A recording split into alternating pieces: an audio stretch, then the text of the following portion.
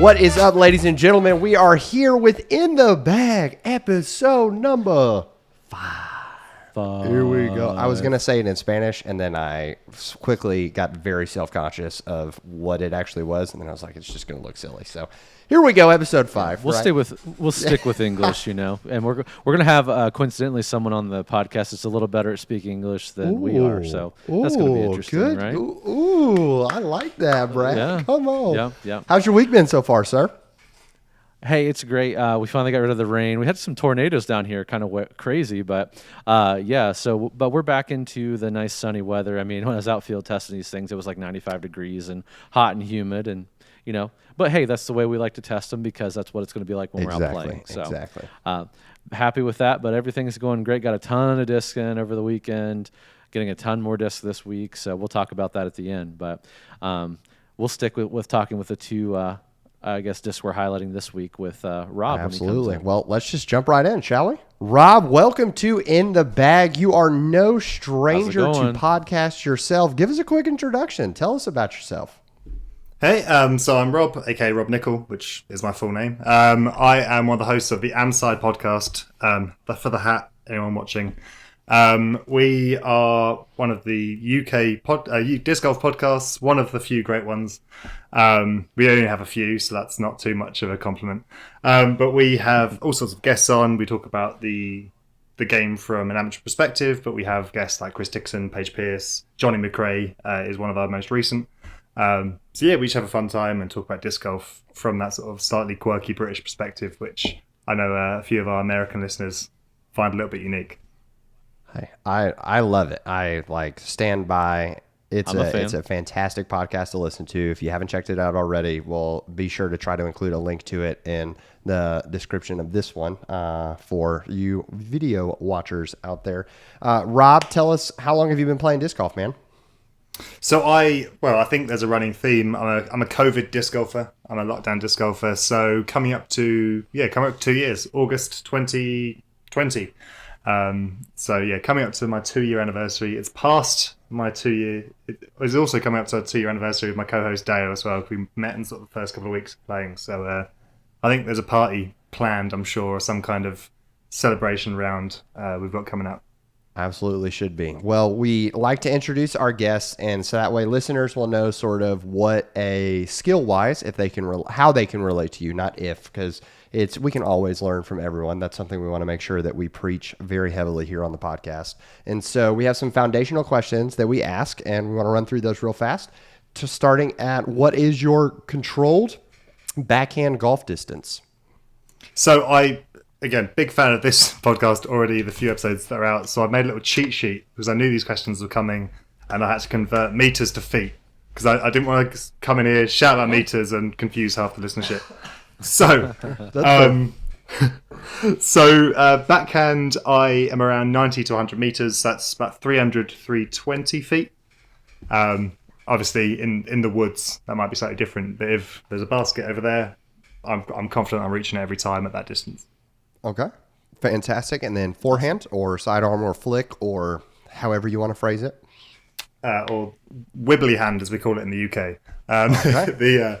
About 80 meters, so about 260 feet. So a little bit less distance to my forehand, something that I'm working on at the moment. Okay, fantastic. And then for putting, because it's certainly something we like to talk about and make sure we know. Putts, we line you up at 15 feet, 25, and 40 feet. How many are you making out of 10 from each?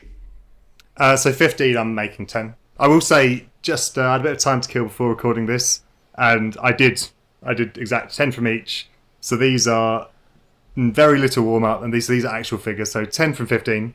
Okay. I got 9 from 25. I'm going to say 8 to 9. I'll be a little bit annoyed about the ones I do miss, but I'm always going to back myself from that distance.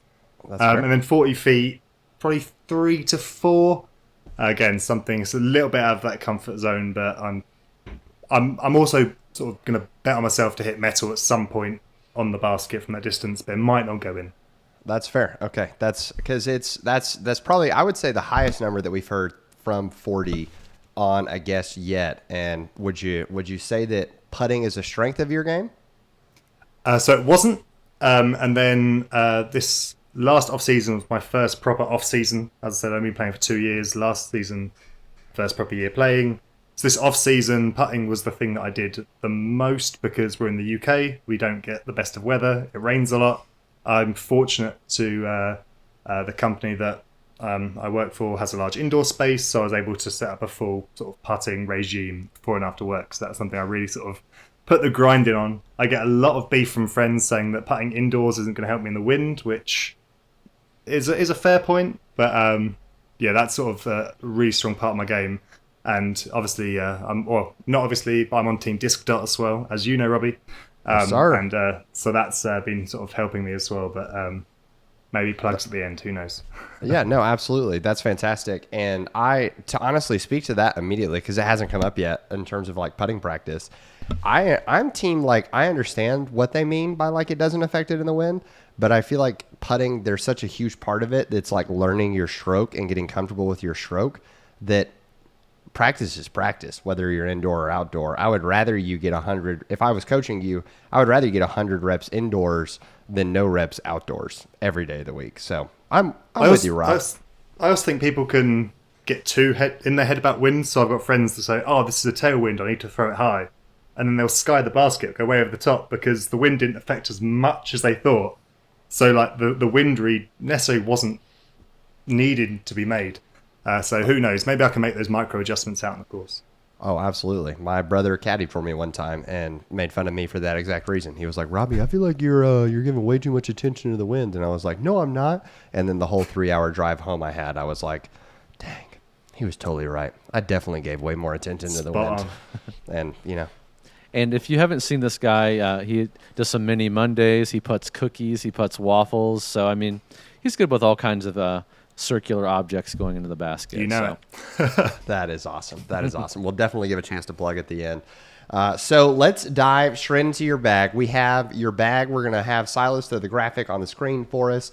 You rock a 24 disc bag, and I initially looking at this, I feel like you said you're a fan of the podcast. I want to go ahead and compliment you. You have what appears to be a pretty well-rounded back. So I appreciate that. And you're doing a lot of, so I'm going to throw some initial compliments your way, but then we're going to dive into it and see if it actually, how it actually lands. So I want to start at putters and work our way up through the bag. And looking at, you've got Roaches. Are Roaches your putting putter of choice? They are life. They've been the way forward for most of my disc golf journey. I got one in my hand. It stayed in my hand. I love a Roach. Okay, so what's the difference? You have you have a Rocket Roach that's different than your other Roaches. Do you throw that one, or is it why is it in the bag? So the Rocket Roach will be my sort of crazy big jump putt, so that's what I'll use it for. So if there's a danger that it's going to get a little bit more beaten up from maybe not a full throw, but a sort of a little bit of a bid to a jump putt, save those putting putters to save them from getting too beaten up. But also the feel of the Rocket Roach is so great. I'm one of these putters that always holds the disc whilst I'm putting. So I love holding the Rocket Roach whilst I'm putting my X-Soft plastic Roach. Something about it feels great in the hand. Because it's not as soft as my X-Soft, it's sort of, I can hold it, give it a good grip in my offhand and putt with it. Psychologically, it's just a disc that I love having there when I'm putting. And it seems to work. Hey, that's awesome. And what is special about that to me is that it still keeps you in that mold, like that subconscious confidence. And so I'm with you. I think that's fantastic. Have you found a premium plastic? Do they make premium plastic Roaches? Like, is that a thing? Yeah, they do. I've got I've in my backup box. I think everyone's got a backup box. I've got quite a few sort of titanium Roaches or Big Z Roaches. So I've got both of those. I've moved away from throwing the Roach as a throwing putter. So they've sort of gone into the box and they're there for a little while. However, I think I'm still sort of coming to terms with them not being in my bag, but I think they shouldn't be in the bag, right? If it doesn't need to be there, take out the bag. Amen. Amen. Yes, So you moved away, and then you moved into you have an NV and 2 zones in your bag. And you noted one of the zones is really beat in. So I would love to hear the comparison between your Envy and your zone, your beat in zone. So the Envy is a disc that hasn't been in there too long. I sort of started the season, I put it in, thought that it's sort of missing. There's a gap that I was missing. That last season I played a lot of open courses. This season there's a lot of wooded courses on the sort of tour. So I thought the Envy, I need to get used to throwing putters because obviously you control hitting gaps. So the Envy went in there for that reason.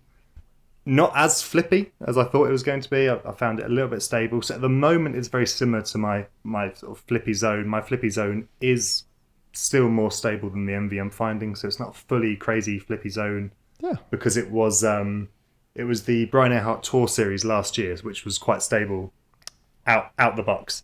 Yeah. I will say I didn't get an Envy because of James Conrad. I got an Envy because of Eric Oakley, because Eric Oakley in his Building the Bag said, if you don't have an Envy, you should get an Envy. And I thought, you know what, Eric? That's a great shout. I'm going to buy one, see if I like it. And I'm a big fan of, and you'll sort of see from my mid-ranges and things, I'm a big fan of faster feeling discs. So it might not necessarily be a fast disc, but the Envy for me feels faster than other throwing putters. So so AVRs don't really get on with because they just seem a bit deep. They seem a little bit sort of almost old school pie dish frisbee, really deep. The Envy's just a bit faster, fits my hand a little bit better, and that's probably why I lean towards it over the zone. Because again, the zone is a bit boxier. It doesn't have as nice of a hand feel. So normally I sidearm the zone when I can. That's so fascinating. And that also to me, I just was having so many questions about the Roach. But the Roach, maybe it feels like a slower disc anyways to throw, like it feels like a proper, I believe it's a 2-speed. Yeah. So it doesn't have that speed in your hand. So when you're throwing it, is there a chance you feel like you've got to put more onto it than you are necessarily wanting, and it doesn't have the stability to handle that throw? Is that any truth in that, or am I way off? I can be way off.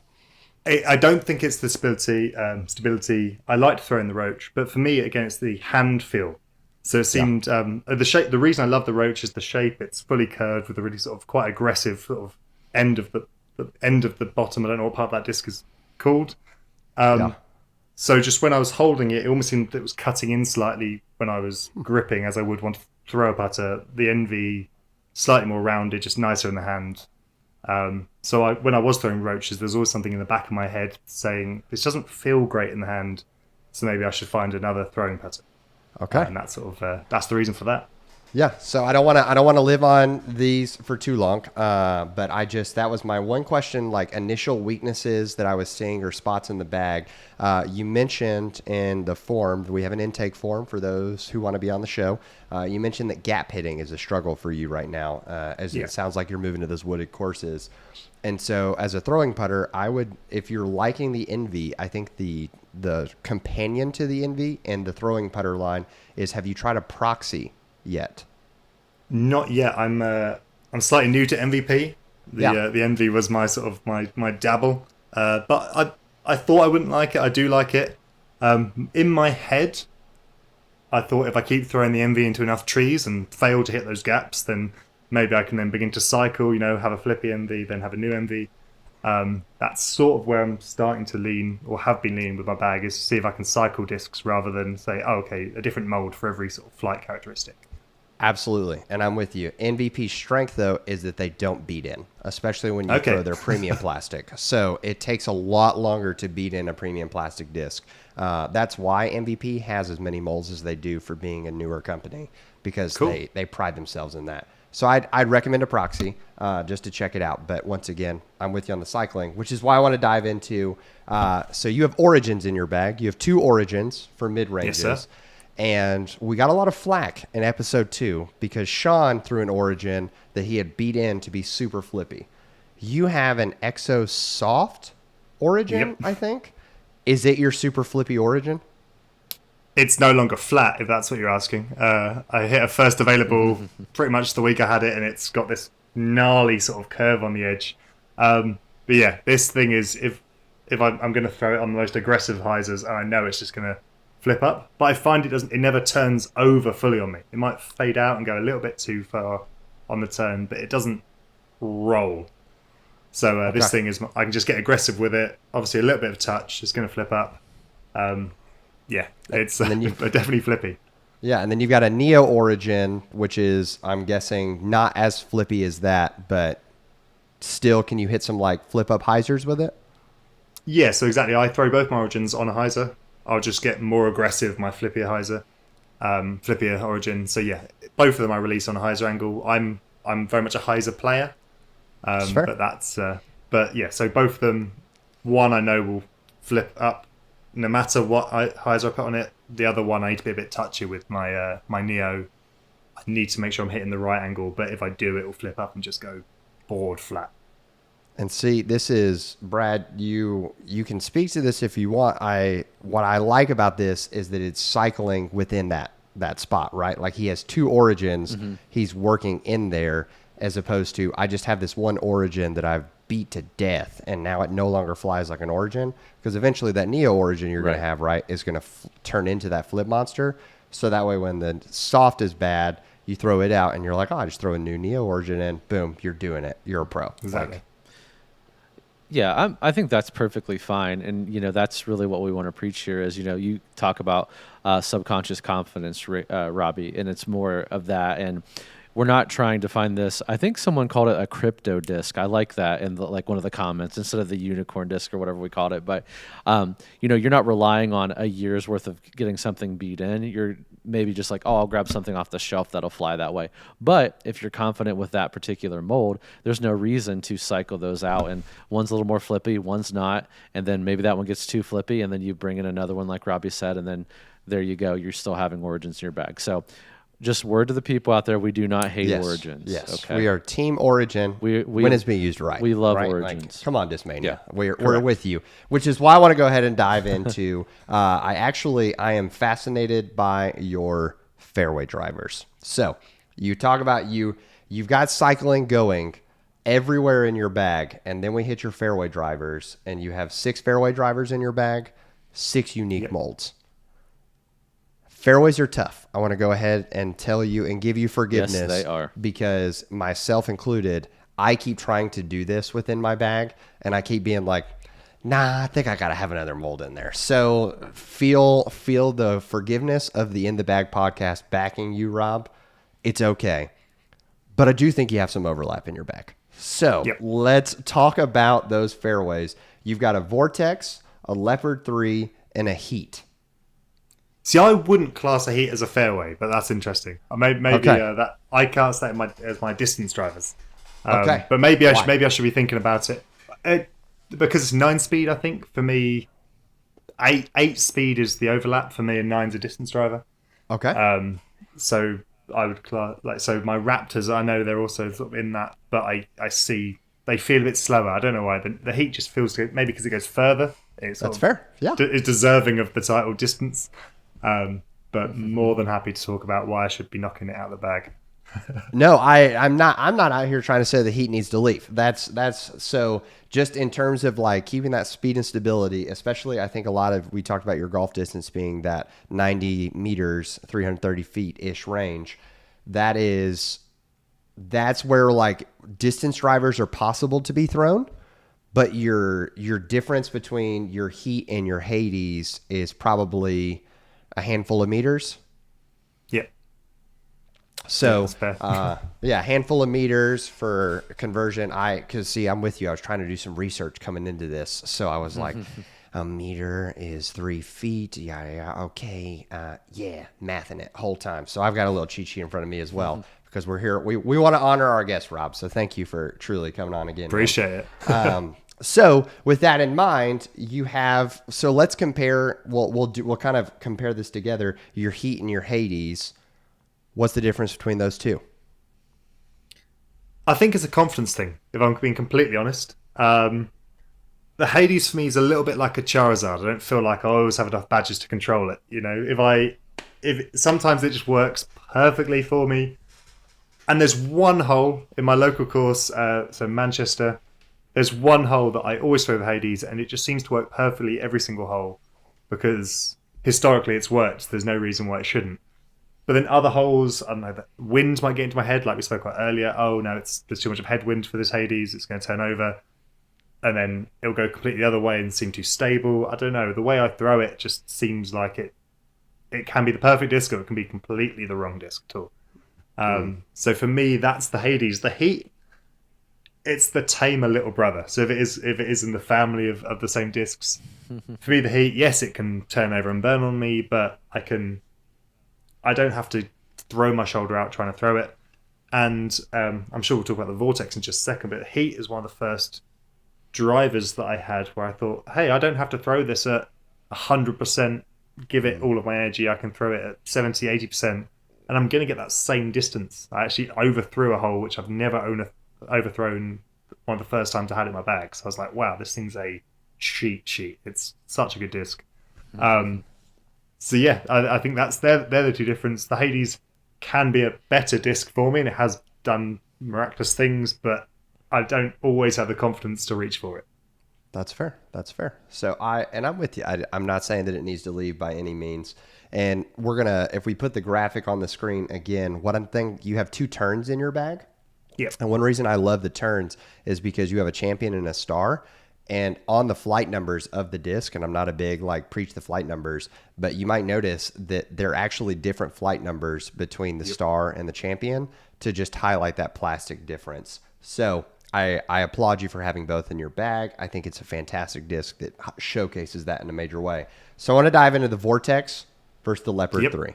In our conversation before the podcast, you said that your Leopard 3 flies a little more overstable than your friend's Leopard 3s. Yep. So, walk me through the difference in the Vortex and the Leopard 3. Well, the Vortex is a little bit of a funny one. It hasn't been obviously released for that long. It's a first flight Vortex, so it's been in the bag for about a month. The big difference between the Vortex and the Leopard 3 is I think they both have the potential to fly the same, but the Leopard 3 I'd have to I throw that at my, let's say not 100%, because I can obviously put a lot of huff into it and try and really throw a disc, but my average off the tee throwing speed, I can throw a Leopard 3 and I can get it to flip over, I can get it to turn if I want to. I can do a lot with that.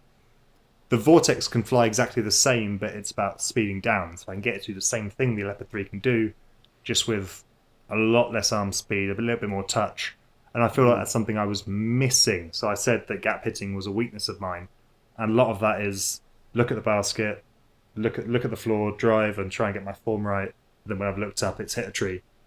Obviously, trying to get some of that touch. The Vortex is kind of giving that. So it's always going to be a toss-up between the two, or I say always. For the last month, it's been a toss-up between the two discs. But the Vortex has been, okay, if I'm feeling good, I'm throwing well, I'm gauging my arm speed well during this round, I can make the Vortex do the same thing the Leopard 3 can. Just, I need to be cautious that if I give it the same I would my Leopard 3, it's going to turn and burn and end up in some bushes. That's interesting. So it's easier to throw, but you have to be more cautious because you have to throw differently to get it to do that. Am I reading that right? I would need to put a lot more into my Leopard 3 to get it to turn and burn the same as the Vortex. I think a lot of the reviews I'm seeing, a lot of the conversation around the Vortex is it's way more understable than people first thought it was, and I'm in that camp as well. I got this thing, I threw it, and in all honesty, the first time I threw it, I thought this thing's useless. I'm not going to be able to throw it. It's if I throw it the way I throw any of my discs, it's going to be not even a roller disc. It's landing on top of its flight plate. But then I thought, oh, actually, if I give it 20% less power, and then I threw it and it got a bit of distance, it flipped up, it flew beautifully. So I thought, okay, actually, maybe this is the disc that's going to teach me that I don't have to throw at the same speed every time. If I'm trying to gap hit, I'm trying to do something slightly differently, maybe I can sort of pull this into my game, and maybe that will help me sort of develop as a player. So does it fly? Have you tried hitting touchy lines like you were trying to do with your Vortex with your Heat? So again, not yet, because I haven't had the Vortex long enough to say, okay, every time I approach this situation, what's the decision I'm making? Okay, yeah. So the Heat was that kind of gap in the bag, but again, the Heat won't flip up as much as the Vortex. So maybe if it's that needs to be even touchier. So if it's a long straight, the Heat absolutely But the Vortex, if there's an initial gap, maybe 50, 60 feet away, I feel like I'm going to have to give the heat a little bit of power to get flip up and do what I want. The Vortex, again, I can really power down and trust at this point that it's going to stand up and do what I hope it does. Yeah, that's so fascinating. Okay. I love it. I'm super intrigued by this. Brad, have you thrown a Vortex yet? No, I haven't actually. I just as the Discraft guy. It kind of scares me. It kind of scares me, to be honest, for this reason that Rob's telling me. We'll talk about this later during the recommendation section, but anytime, like, I don't know, when a disc is super flippy, just naturally, it makes me a little scared. I don't feel like I have the touch for it. That's not yet. That's totally anyway. fair. That's totally fair. So here's what I'm intrigued by. And looking at this slot, because the jump goes from your Leopard 3, which is, it sounds like it has some beef to it, but not in the you're going to throw it flat and straight and it's going to fade out on you kind of a deal. And like you mentioned, when you're hitting it well, it flips up, it can turn, like you can do all of that with that disc. So when you move over, you have a T-Bird that fills that similar slot. But, sorry, Silas, to bother you so much with this, but if we throw the graphic up on the screen once again, what I want to showcase is there's a pretty large, there's a hole that exists between the Leopard 3, the Vortex, and your T-Bird. And I want to find a disc that fits in that slot rather than feeling like you've got to overwork this Leopard 3.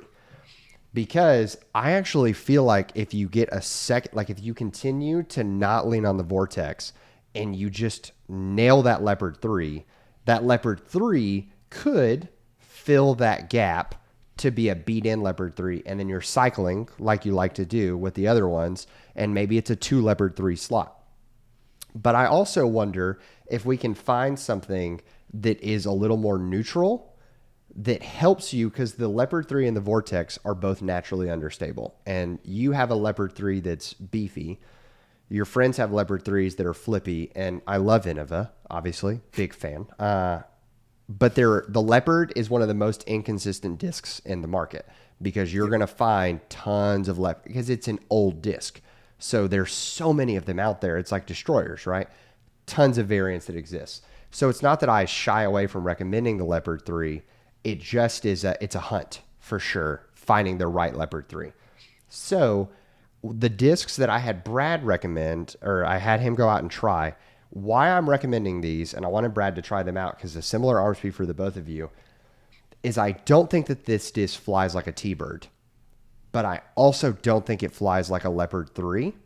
And so I think that this could fill a slot that you don't have, that almost could add that confidence of what you're talking about, and you could learn to work this disc in a similar slot so that you don't have to worry about the Leopard, like you don't have to worry about the Vortex, because if there's any disc that you're like, I'm scared to throw it unless I'm throwing really well today,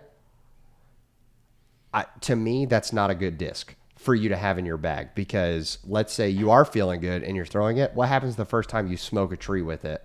Like, does that confidence drop?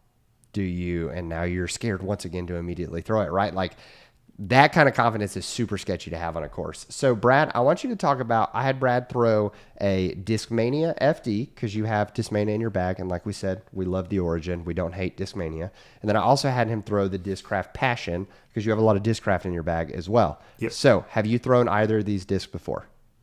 I haven't, but I have friends that swear by both, but I've never thrown either. I think. I'm trying to think back. I'm fairly confident I've never thrown an FD. I definitely haven't thrown. I tell a lie. I threw a Passion once. But the 2-minute warning was just about to go off at a tournament, so I threw it, picked it up, said it's not for me, and threw it back at my friend, and went on with the tournament. So I say I haven't thrown it because I haven't given it a chance. Fantastic. That's totally fair. So Brad, how'd it go? Well, it went really well. I was really excited about this one. I've been eyeballing the FDs that we have on the shelf in the warehouse and the shelf here in the store, and I just had this like suspicion that like that's the disc that I need, because I'm struggling with fairway drivers as well. And everyone who's listened to this podcast knows at this point, and it just, I don't know. from everything I've heard about it, the way it feels when I pick it up, it just seems like a solid disc. And then the Passion, my wife has 3 in her bag. She loves the Passion. I've thrown a few here and there just joking or just like hanging out in the yard and throwing them, but I've never really thrown one to analyze it like we're about to do. So, you know, I talk about feel a lot. I'm like the feel guy. Like, it has to feel good in my hand or I don't want it. Both these discs feel really great in the hand. The FD to me is kind of like outshines the Passion in the feel department, just because it still feels grippy but gummy at the same time. 2 of my favorite things, and like it's equal. And you know, I was throwing out, it was 95 degrees here, and I was sweaty. You know, knees weak, mom spaghetti. You know, and this disc did not fly out of my hand. Like I didn't feel like I was losing grip or anything on it. So I was a big fan. The Passion, this is an ESP swirl. Still great. It feels really gummy, but it is a little slick for me. There was a couple, especially when I was on the Anheuser lines, that it wanted to kind of slip out of my hand a little bit. I grip locked a few. So I guess if I have to go a winner here, got to go FD in that category. So let's talk about, we just did all backhand today. So I did flat release, I did hyzer release, and hyzer release. What I loved about both of these discs is they both wanted to stay in the air. And I love a disc with some good glide, especially us, Rob. We're fairly new to this, and we don't have a ton of power. But anything we can give the appropriate amount of power and wants to stay in the air, like, I'm a big fan. FD definitely wanted to stay in the air just a touch longer. And I'm talking flat release here on backhand. FD definitely went farther. I could throw this FD consistently, 345. I did get several out in the 360 range, but we'll say controllable golf distance at about 80% power, 345.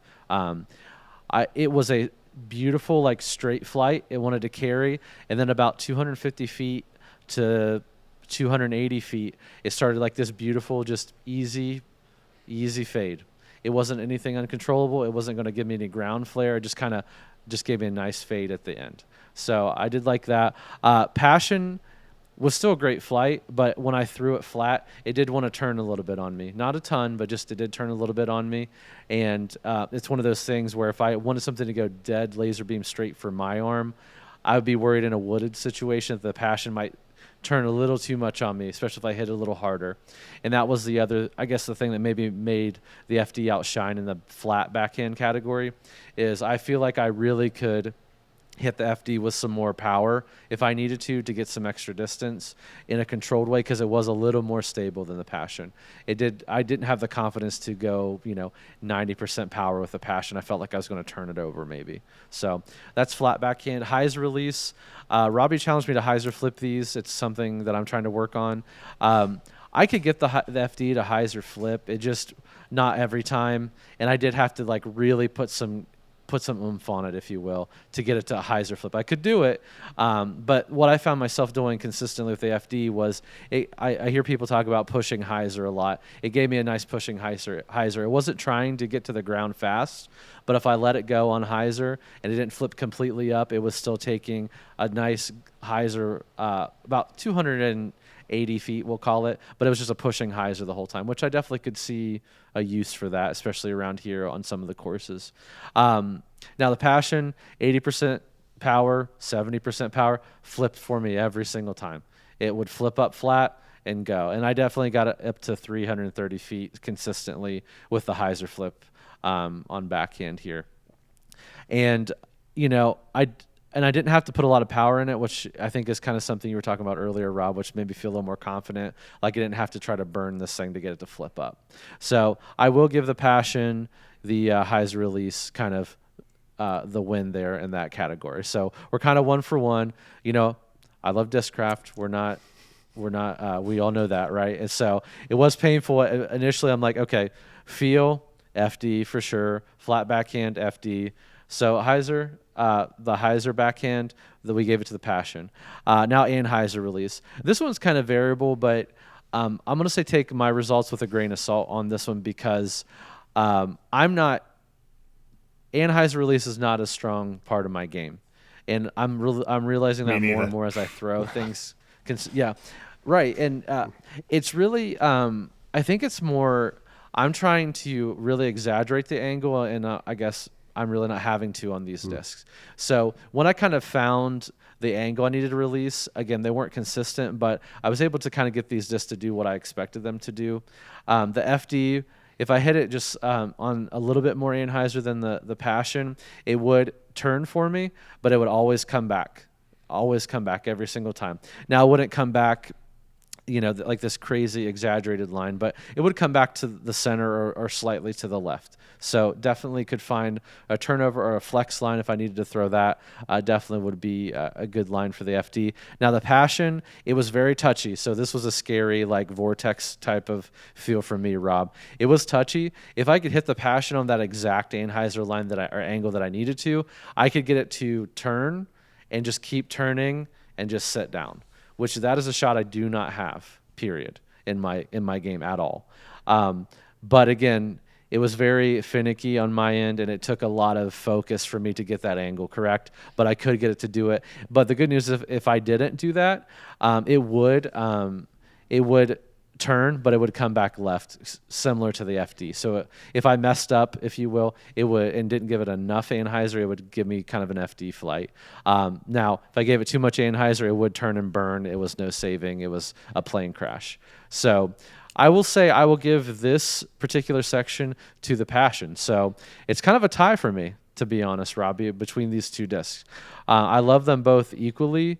However, if I was going to choose one for my bag, and this may actually go in my bag, I think I'm putting the FD in, for me personally, because I'm missing that straight laser beam shot with a slight finish, and I want something I can put a little bit of heat on if I want to get it out there, but I also want something I can flex and be creative with if I need to get out of trouble.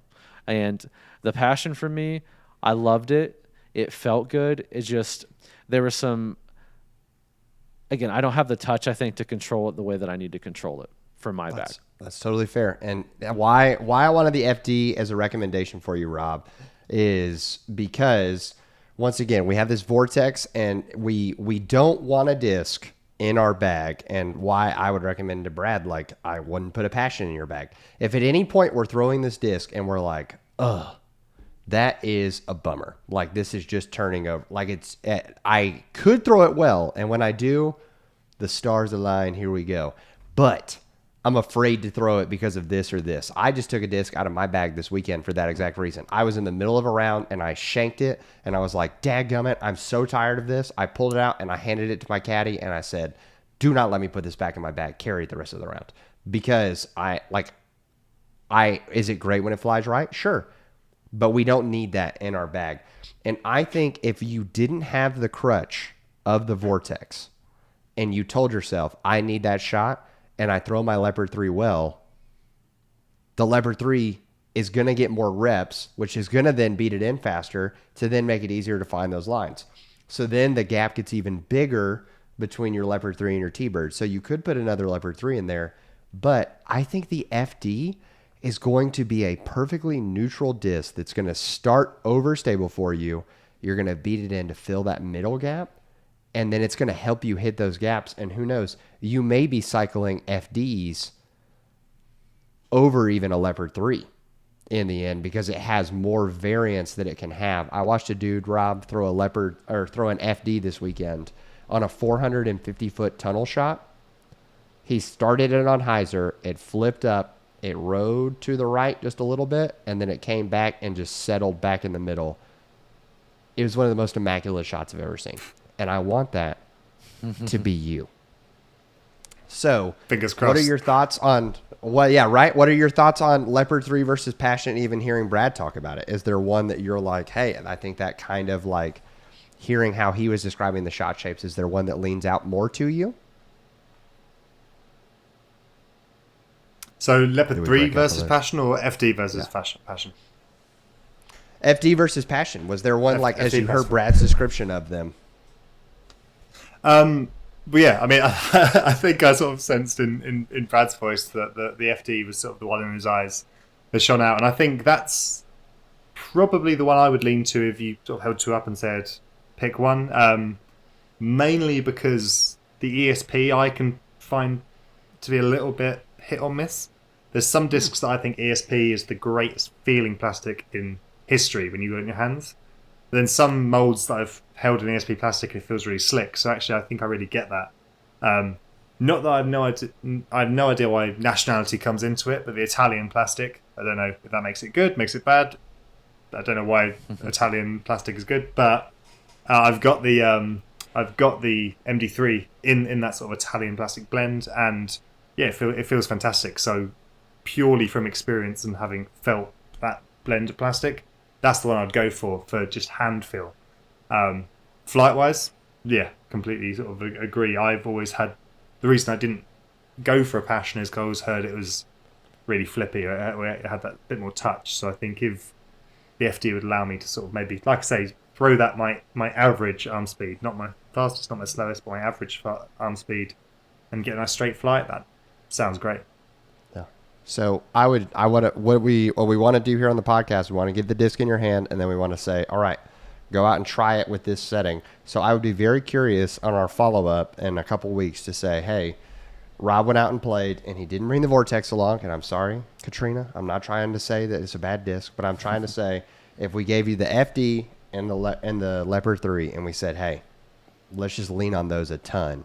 Even maybe throw your T-Bird a little less for this time being and see what that FD can do for you. I'd be very curious about your follow-ups to see there if you're willing to try that experiment with us. More than willing. Can't wait to let you guys know how I got them. Fantastic. Well, Rob, I want to say thanks for coming on. Really appreciate you, man, and appreciate what you're doing. Brad, can we let him do his shameless plugs? Is that? Oh, please, come on. Let's do it. Open the realm. Absolutely shameless. Well, please go listen to, or even just follow the Amside podcast. You don't have to listen to it, but definitely check us out on Instagram. Definitely listen to it. It's great content. Listen to it. Also, Amside Rob, so AMSID_Rob. That's my personal Instagram. I do Trick Shot Wednesdays. I do Mini Mondays. Do some skits. Try and make disc golf as fun as I can make it for myself. Really enjoy putting content out, and I hope you can go and follow along there. Also, I do have a couple of sponsors. So Atlas Disc Golf Supply, best bags. I don't know if they've been mentioned quite yet on the podcast, but loving this thing on my back. Disc Dot, and also Throw Pink as well. I'm a sort of a media ambassador of Throw Pink, who do awesome stuff in our sport. If you don't know who Throw Pink are, go check them out. Go support them. They're just doing incredible things. They're blowing the sport up in the female side. Amazing people. Come on. Well, Rob, we appreciate you, and we appreciate the people that support you. So thank you for coming on, man. We very much enjoyed it, and hope you have a fantastic rest of the week. Thank you. Thanks for having me. Thanks, man. See you soon. I could honestly just listen to Rob talk all day, baby. I know, man. He such a good guy, such a good, just the accent's great. So we love having him on. We love talking to him. We're grateful we get to interact with Rob and his buddy Dale quite often. So great dudes. If you haven't checked out the Amside podcast, please do. It's so fun to listen to. Rob's Mini Monday and Trick Shot Wednesday, they're great. So just check them out, support them. Good guys doing good stuff over there. And shout out to Ace Disc Golf as well over in the UK. I know they're supporters of the Amside and a lot of stuff that they're doing over there. So great dudes over there as well. We love it. Well, Brad, it's time to highlight what's new in the warehouse.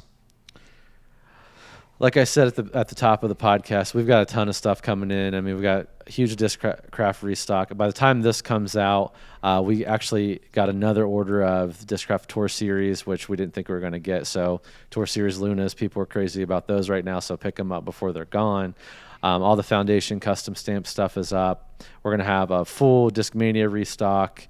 We're going to have a full Trilogy restock going up, full Prodigy restock, and Innova restock coming soon. So we got a lot of stuff in there. And again, we're taking a picture of all plastic now that's swirly and ESP premium plastic. So you can really pick the disc that you're going to get now. So that's great. So staying busy over there, Rob. The Foundation Summer Stamp looks amazing. So make sure you guys are checking it out, foundationdisc.com. And we are just eternally grateful for Foundation's support of letting In the Bag happen, because it would not be possible without them. Yeah, exactly. And, foundationdisc.com. Again, we're sending this one over across the pond, if you will, to Rob. But this Paige Pierce passion is going to someone in the comments. So this week, Robbie, what are we going to have people let us know? in order to win. So this if you're not watching this, I need you to understand just how beautiful this passion is. It is. Think of sherbet, like sherbet. Yeah, ice sherbet. cream. Oh, absolutely. So we did ice cream last week. So here's what I want you to paint for us. I want you guys to get real creative on this comment. I want you to paint a beautiful picture of like a landscape scene. What's the most beautiful like landscape you've ever seen? Most beautiful place you've ever traveled to? And the better you describe it, the higher chance we have, or you have, of us picking your comment. Yeah, so thank your ninth grade grammar and English teacher for giving you all those great writing skills, and they may come into play and help you win this beautiful, beautiful passion. So, so grateful to Foundation for letting us do this and give some discs away. Thankful for everyone that's supporting this podcast. Thank you for everyone who's left a review and a comment on Apple Podcasts and on this podcast on YouTube. Extremely grateful. We're going to be doing some more cool stuff and some more cool giveaways on top of discs. So, and that's because of you all. So we're very grateful for you. And, in the meantime, Robbie, what they say here is, if it's Keep good, it in the bag. see y'all later.